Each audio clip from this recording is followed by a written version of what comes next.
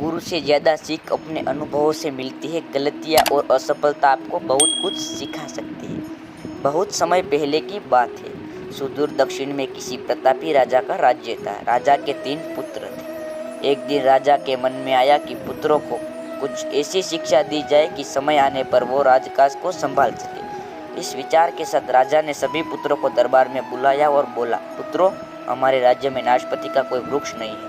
मैं चाहता हूँ तुम सब 4-4 महीने के अंतराल पर इस वृक्ष की तलाश में जाओ और पता लगाओ कि वो कैसा होता है। राजा की आज्ञा पाकर तीनों पुत्र बारी बारी से गए और वापस लौट आए। सभी पुत्रों के लौट आने पर राजा ने पुनः सभी को दरबार में बुलाया और उसी पेड़ के बारे में बताने का कहा। पहला पुत्र बोला, पिताजी, वह पेड़ तो बिल्कुल टेढ़ा मेढ़ा और सूखा हुआ था।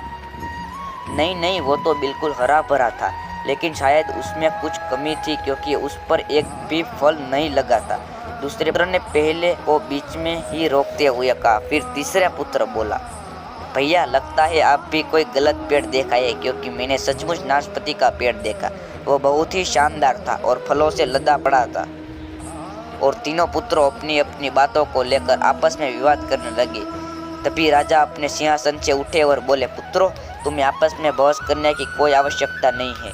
दरअसल तुम तीनों ही वृक्ष का सही वर्णन कर रहे हो। मैंने जानबूझकर तुम्हें अलग अलग मौसम में वृक्षों खोजने भेजा था और तुम्हें जो देखा वो उस मौसम के अनुसार था। मैं चाहता हूँ कि इस अनुभवों के आधार पर तुम तीनों बातों को गांठ बांध लो।